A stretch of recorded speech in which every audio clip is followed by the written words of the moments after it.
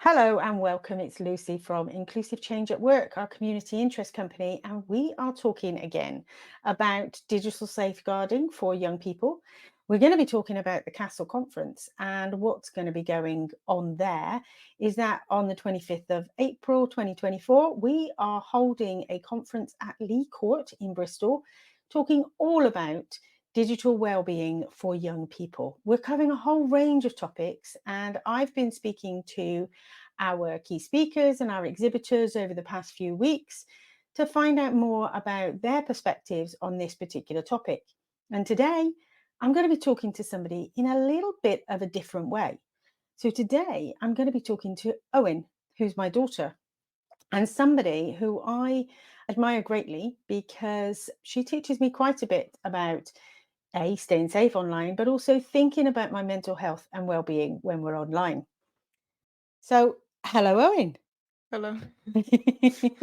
We've just been talking about this off air, haven't we, or offline? Yeah, And this feels a bit weird, doesn't it? yeah, because you're my mum and you're like interviewing me very formally, and it doesn't feel right. I will try not to make it too formal because we don't need it to be. And maybe we can just think of this as a conversation. Okay. All right, then shall we try and have a conversation? Because the idea with this is that it'd be great for people to hear your story and why digital safeguarding for me is quite important is partly because of you. So if I start with Owen, can you tell me a little bit about you? Like, how old are you? Let me ask you a bit more of a clearer question, because to Yeah. ask somebody, tell me a bit about you, is really challenging. It's really difficult sometimes because you're like, what bit of me do you want to know about? Do you Yeah, it want could be to, anything. exactly. Do you want to know what music I like? Do you want to know where I go to school, which I don't? Do you want to know, what I do for my hobbies? That's a big question, isn't it? The Yeah. tell me a bit about you. Okay, all right. So I thought actually that we could perhaps talk about some of the things that make you a little bit unique and probably things that aren't quite traditional in the way that you have grown up, and maybe your school. Not tell me where you go to school, but tell me how you go to school, or what do you do for your education? Okay. Well, I do online school. I've been doing that since year 8, I want to say, so 2018, Yeah, because I had a lot of mental health issues yeah. as a child and young teenager. So going into secondary school was a lot, and we had the opportunity to do school online through alternative provisioning, which is amazing. So It's worked really well for you, hasn't it? yeah, Yeah. And when we say about those mental health issues and the challenges that you've had, I know about them because I'm your mum and I've been around with you pretty much through it all, in the ups and the downs. What do you mean by that? when I was younger, about I want to say when I was 9, Yeah. started to develop a lot of depression, a lot of suicidal thoughts, anxiety, and that just kind of got worse and worse until I was about 11, when it kind of reached its peak, and then kind of started to simmer down a bit as we went through a lot of therapies, left school, transitioned, did a Yeah. lot of things. There were a lot of things that went through Yeah. our life in kind of about 6 years, I think. So I think 11, it probably didn't simmer down at 11. Just Not kind of, not not that much, but that's kind of where I think it reached its peak as I mm, went into year 7. yeah. So going into year 7 was really quite a big challenge, wasn't it? And it was something that we hadn't really expected. Yeah. Yeah, because there's something we haven't said yet, is that you're neurodivergent. Yeah, I'm autistic. I got a diagnosis very suddenly when Yeah. I was 11. We weren't expecting it in any way whatsoever, but once we found out, it was kind of glaringly obvious. Yeah, the glaringly obvious, I remember very much so. But yeah, the suddenly, I remember that too. And that one day we went in to meet somebody and she just kind of said it to us. Yeah, they kind of opened with it as if it was We knew. common knowledge. And we all kind of looked at each other. Me, you and Dad looked at each other and kind of went, no, nobody's ever said this to us before. Have you got the right information there? You talking to the right person? But then after we found that out, did things start to get a bit easier? Slowly, yeah, as Yeah. we kind of start to figure out why I was feeling sometimes the way I felt. Yeah. Yeah. And there were lots of therapies, weren't there? Yeah. Yeah. I think A lot. our family, we've had up to 20. Yeah. It's a joint effort. Yeah. Yeah. From talking therapy, art therapy, drama therapy. What's been your favorite? Equine. Yeah, the horse Because therapy. horses are nice. I'd give a little bit of a big shout out actually to Jenny at Small Strides Yeah. and her equine therapy and her trauma informed approach over there. So she's based in Bitton, which is kind of on the edge of Bath, but some people would say it's between Bath and Bristol. But fantastic. That was a massive, massive help for you, wasn't it? Yeah. Yeah, yeah. Okay, you tried to go into mainstream school at year 11. Oh, sorry, no, not year 11. Sorry, year 7. Yep. That didn't go quite so well, did it? No. No. No. We got an EHCP for you, which is an educational health and care plan, isn't it? Yep. Yeah. And I think that made a big difference, didn't it? Being able to be educated at home.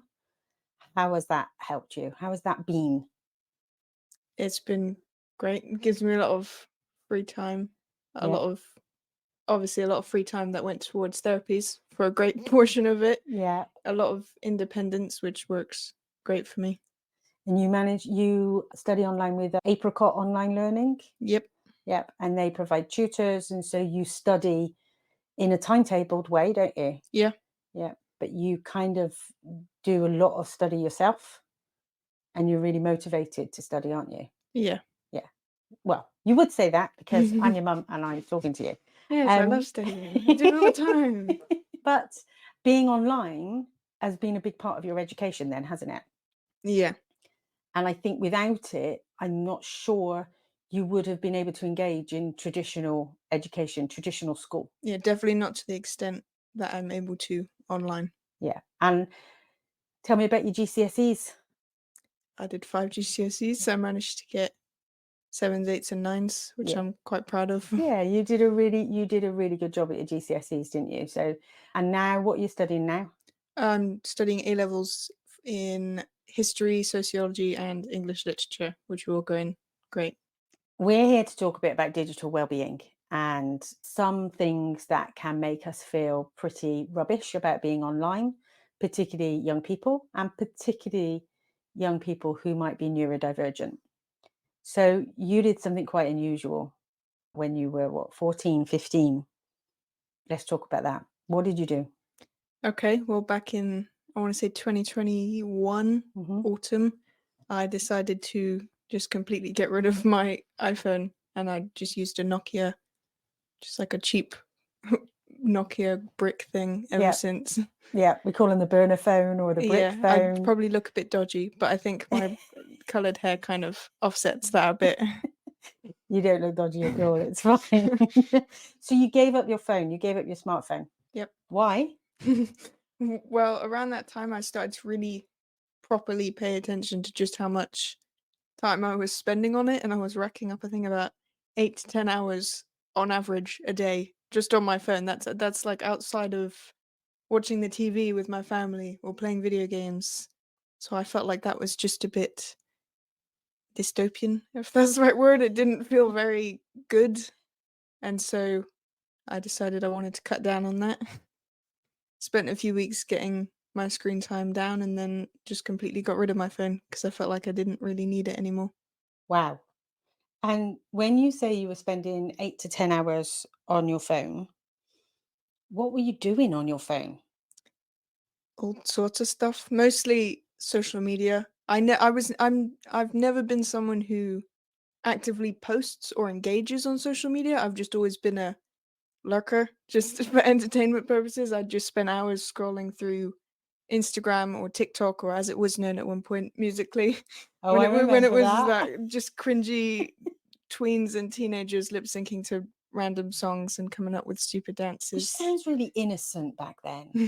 Now it's a very It different wasn't place. always. What do you mean by it wasn't always? There's always going to be dodgy people on any social media platform, I think, even if it seems innocent.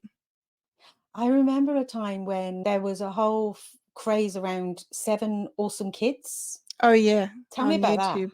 there were these YouTube channels that are insanely popular throughout like the early to mid 2010s. I used to enjoy watching them. Mm. The sax channels. It's kind of what they That was got deemed SAK, as. SAK. Yeah. Yeah. The SAK. Do not mishear me. Which stood for Seven Awesome Kids, and Yeah. they had seven super girls, which I think every day another normally teenagers between kind of in between maybe 11 to 15-year-olds would post a video that they come up with Yeah, every day. they were like funny little Yeah, and skits it just or seemed very, innocent. They were just fun videos to watch growing up. But a huge scandal happened, I think, in 2016, 17, where the owner of that channel was also outed yeah. as a huge creep. Yeah, I think not very good guy. yeah. And growing up, you just assume that parents run things like that. The kids manage the channels themselves, but Turns out no. clearly they didn't. Turns out no, it was this guy. And there is that element of innocence, isn't there, that you think what you're watching is kids and their parents managing these Yeah, things, and it may not be. You dig a bit deeper, and there's a little bit more behind it.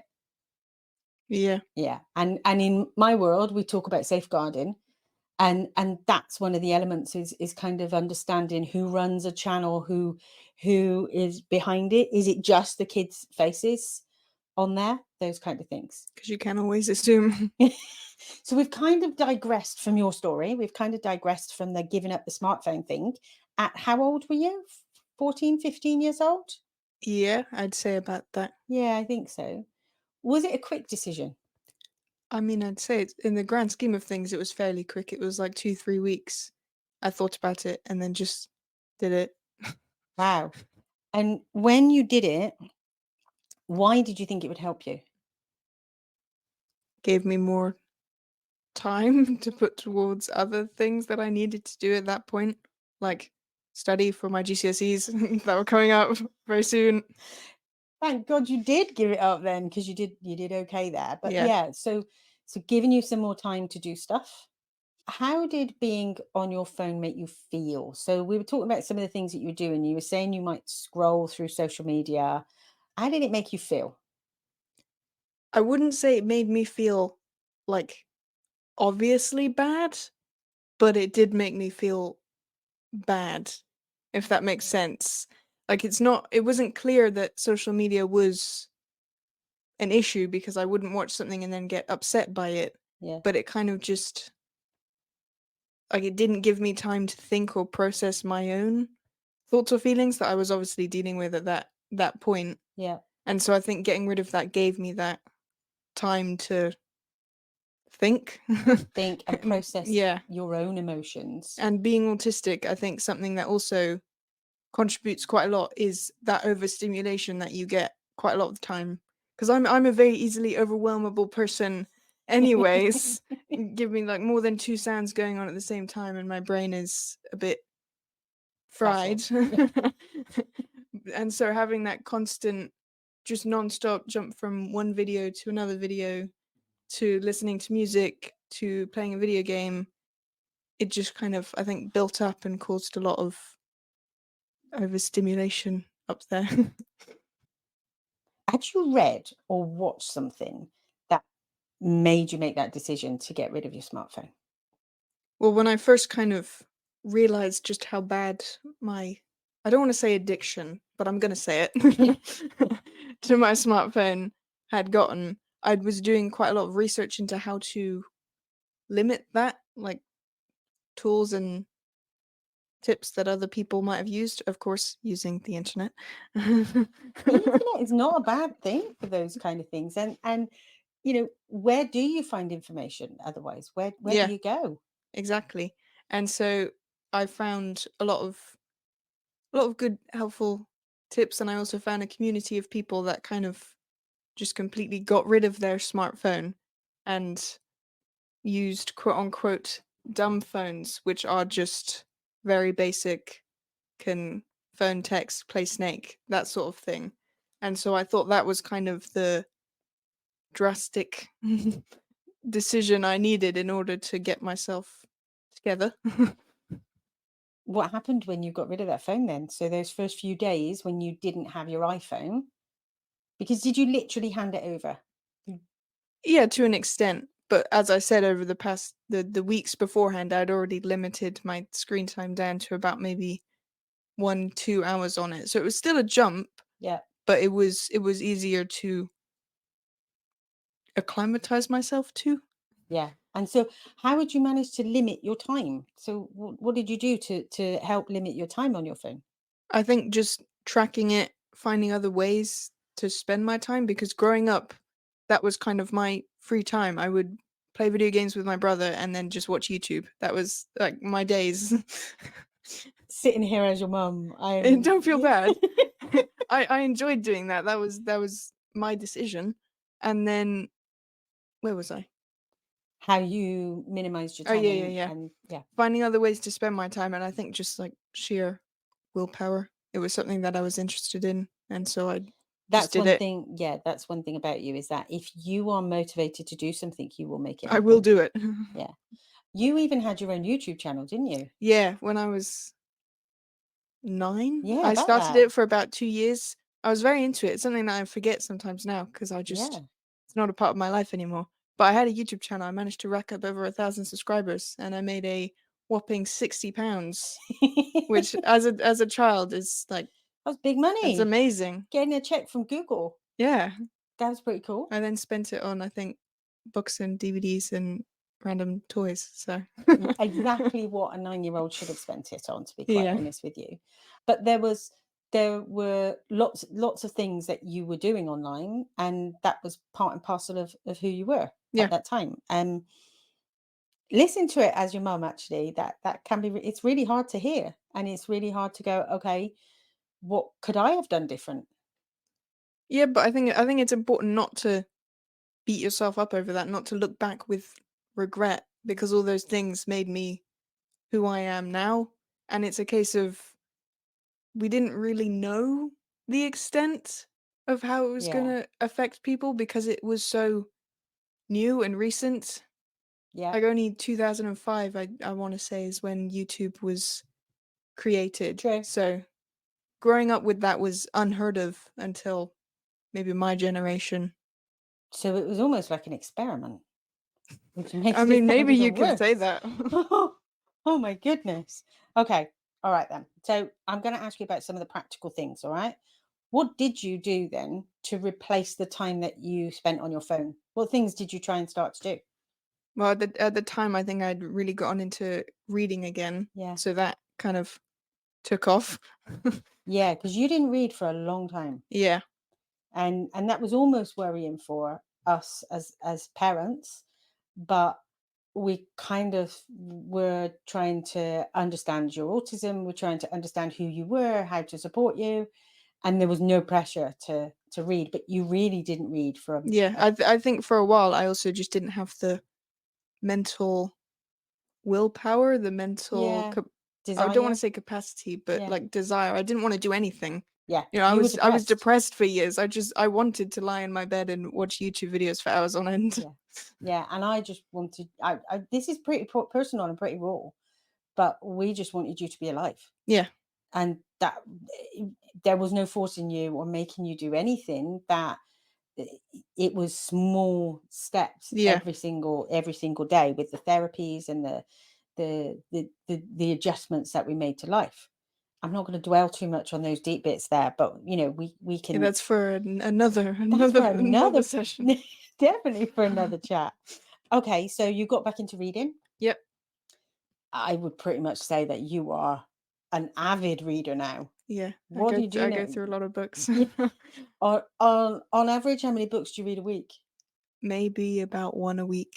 I feel like that's average. Yeah, but that's whilst you're doing your studies at the same time. Yeah, And you've been studying English literature. yeah, I actually never thought that that would happen.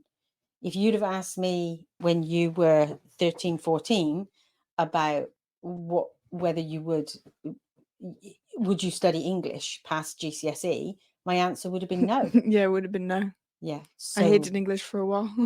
yeah, yeah, and maths. It was all really, really difficult. And now you're studying English literature. Yep. Favorite author? Don't know, maybe Jane Austen Yeah. or Shirley Jackson, I think are my top two. Okay. Have you got a favorite book? Dracula. Definitely got to be Dracula. You've always said that ever since you read it, haven't you? Yeah. Yeah. Yeah. Okay. So a lot of reading.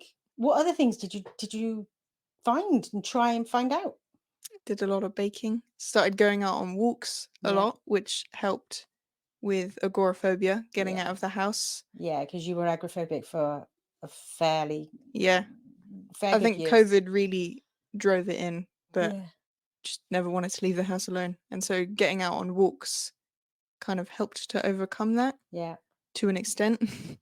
And I think you found a real love of nature Yeah, and being outdoors. definitely. Yeah.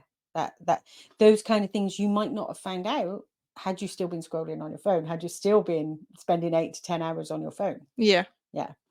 How did it make you feel when you realized I'm no longer on a smartphone and I'm doing other stuff? How did that make you feel?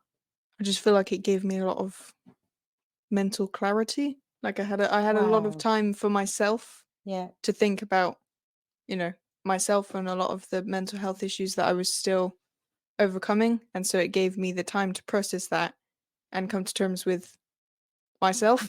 Wow. Okay. So let me ask you, all right, how do you feel now?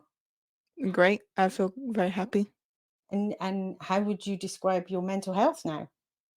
Great. There are still obviously issues, Yeah. but it's barely anything. Yeah. You your happiness, I know and I can see as mum is just remarkable. Yeah. And I know how happy and how strong and resilient you are. Thank you. Yeah. I see it and I'd go so far as that you help the rest of the family now. I am the life coach. Kind of the life coach that when we have challenges, it's like, okay, what would Owen say? That's kind of a phrase of what would Owen say about this? Yeah. And you can be really, really mature and helpful about it. Anyway, I'm not here to give you the therapy and feedback, but nevertheless, that happens. Do you miss anything about having a smartphone? At the moment, no, but there Mhm, was a period in which I did. I did go back to an iPhone, which mhm. my brother now uses because I didn't need it anymore. Yeah, Because I wanted a camera for photographs, yeah, and because going to college to study animal care, yeah, which I did for a few years, a lot of QR codes, a lot of like Kahoot quizzes and online stuff to engage with that I couldn't actually engage with because I didn't have a camera on my phone. yeah, yeah. I'd So I say, guess it's just that barrier. yeah, and it's about recognizing actually if you're in a school or college and the college is saying, oh, click on this QR Yeah, code it's to hard. access this.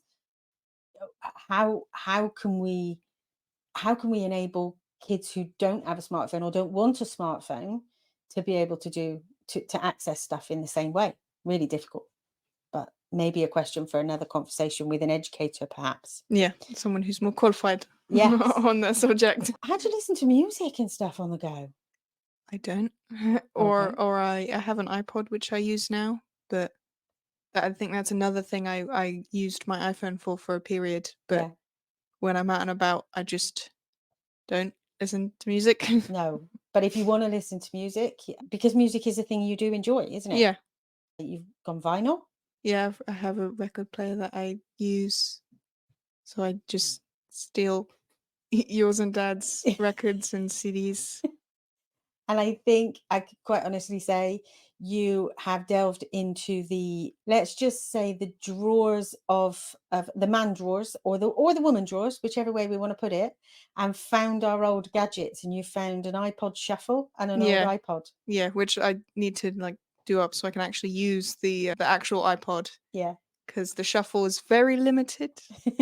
I think you get 1 gigabyte of storage, Yeah. and you just it's the luck of the draw what you listen to. I think for 2 weeks I listened to Judas by Lady Gaga and Come On Eileen on repeat because they were the only songs that it actually gave me. So that tells you a bit about probably the music that was on there Yeah, beforehand. it's Yeah. only So it's only the music that you and dad ever bought on iTunes. So I've got a very limited pool of music to take from. okay, all right. Are there any other things you miss about having a smartphone at all? Is there, Not really. I feel No. like I get on just fine without it. Yeah, yeah, I think so. Okay. There's another question. Do you use other tech though? Yeah. You're not. I have a laptop obviously because I Yeah, need tech for my school. I do online school, yeah. and I have an iPad as well. So, So you still use those. What kind of things do you do on the iPad? Do you have apps? Do you? yeah, I have apps. I mostly use it for taking notes on my lessons or Yeah, art. yeah, That's kind of most of what it gets used for nowadays. Laptop, obviously school, yeah. sometimes entertainment. I do still watch YouTube. I don't just shut myself up from social The media. world. I do enjoy it, Yeah. but I tried to not get too obsessed with it. No. How about Animal Crossing? Oh, I love video games. So I think Animal Crossing is one of my number ones. Animal Crossing and Kingdom Hearts. Yeah, So video games is something that I've never really like limited myself on. I did when I did my GCSEs. yeah, I just didn't play them for that month. But yeah. I'm not the type of person who can sit and play a video game for 2 hours straight because I get tired. Time to stop. Yeah, However, I will say that I used to. I yeah, used to spend like all my free time playing Beat Saber. So I remember Beat Saber. However, no, let's dwell on that a little bit. Let's think about that because that was at a time when you were restricting your eating at the same time. yeah, And so Beat Saber, you weren't going outside, but you were restricting your eating and playing Beat Saber excessively. yeah, and Let, Just Dance, let's and Just Dance, yes. Let's which I never touched outside of that period of my life. Yeah. And at that period of your life, I think that was probably one of the darkest periods. That was probably the eating restriction, excessive exercising, Yeah, and yeah, that was pretty hard, I'd say. Let's just explain what is Beat Saber. it's VR, so you have a VR headset on and you Yeah, get your controllers, yeah, and you basically just have to hit these yeah, the blocks that fly beats. at you to the beat. It's very fun. I feel like I have muscle memory. It's ingrained into my brain. Anytime I hear Panic at the Disco, Yeah. I think we're one of the ones that came out at that time that I I was playing it. And every time I hear the songs, my brain just wants to start swinging my arms around because I played it that much. I did enjoy it as well, Yeah, actually. That it's was good fun. fun. Yeah, it was good fun. And what other ones do you say? Just Dance. I think most people would Yeah. know what Just Dance is. And Kingdom Hearts. Oh yeah, that's just it's kind of like a cross of Final Fantasy. I'm saying this as if the people listening to this know what these games are. Yeah. It's just it's like a role playing game, fighting combat, but you're in Disney worlds. So Oh, well, if you're in Disney World, it can't be. Yeah. yeah, There we go. it's What just more can fun. we ask? Okay. All right, then. Okay. I'm going to come to sort of my last section now. Okay, What tips would you give anyone who is thinking about giving up their smartphone? go for it. I mean, if you're thinking about it, it's probably a good thing to do. At least if it's just for maybe a week, a month, but just tailor it to yourself. Just because I did it and it worked great doesn't mean it's going to work for everyone the same No. way.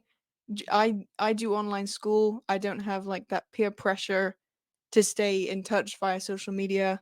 I don't need to use it for marketing or networking. So I don't need to be on social media at all. Yeah. And so that made it very easy for me to just give up my smartphone, give up easy access to that sort of stuff Yeah. because I just don't need it. Yeah.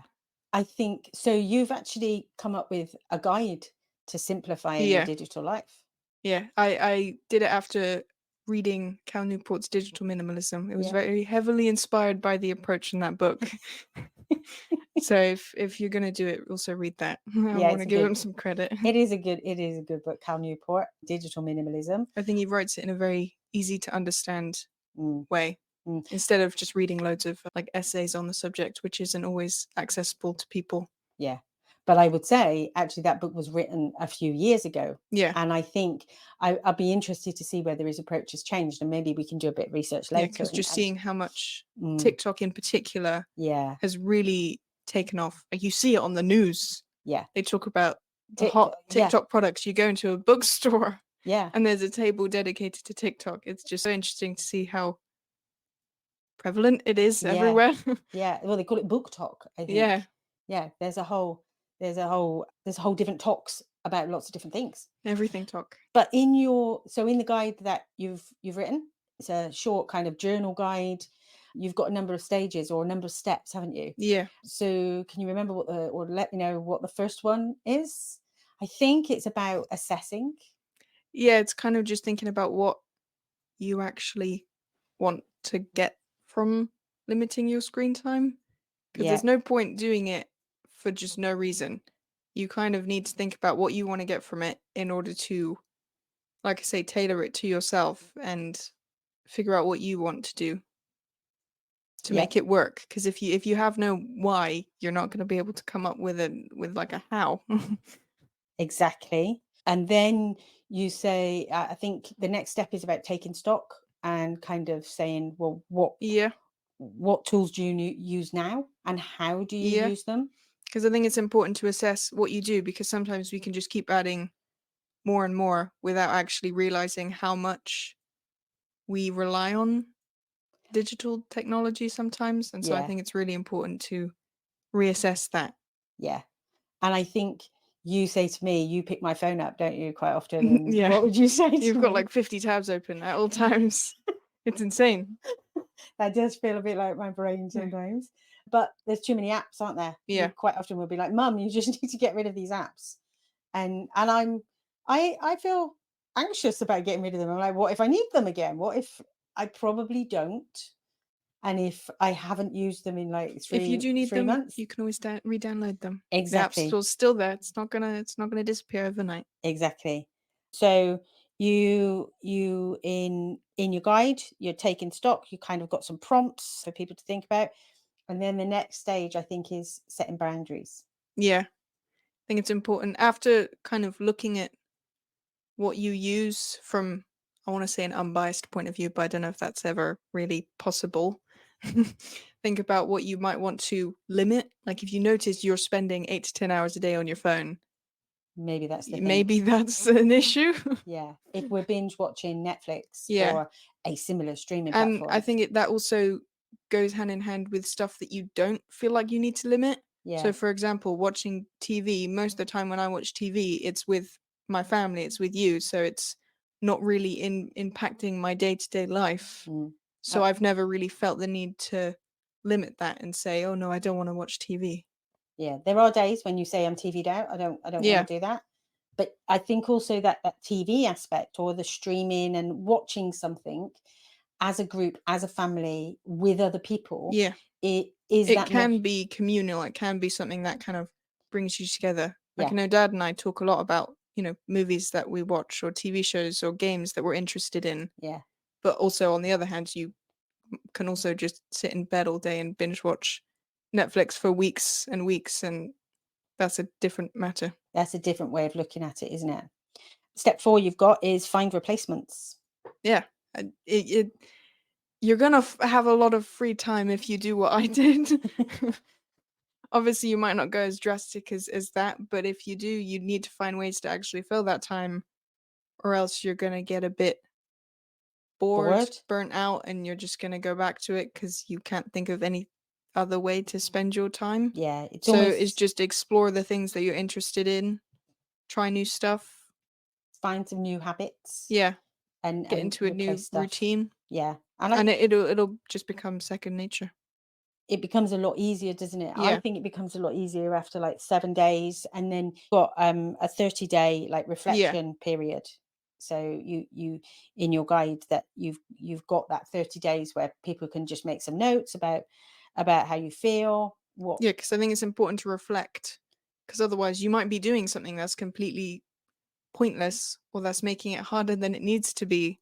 And so I think it's important to figure out what you're feeling about it and yeah, really is it think making you about feel it. better? Yeah. Yeah. And if I it is, it also gives you a testimony to kind of keep going. keep going. That motivation, that Yeah. evidence base to say I can keep going. This is good for us. This is good for me. I think that's one of your next steps, which is like that reflection of how has your outlook changed towards your digital life? Yeah. Is it better? Is it, how do you feel about this stuff? And then the next one, reintroduce. So you're not saying you have to get rid of everything forever. Yeah. Because that's just not realistic in today's world. It's about bringing stuff back in that you might need or that you might want, Yeah. and maybe setting yourself some longer term boundaries. And when you notice yourself slip back into those habits, kind of going, I need to check myself and maybe stop playing Candy Crush for as long as I do each Yeah. day. I know you're giggling. I I feel know like you're laughing. that's a self call out. Yeah, it's definitely a self call out. And I notice it myself. I notice it, and I do go on social media, and I'm of that age where it's like it's Facebook and it's LinkedIn.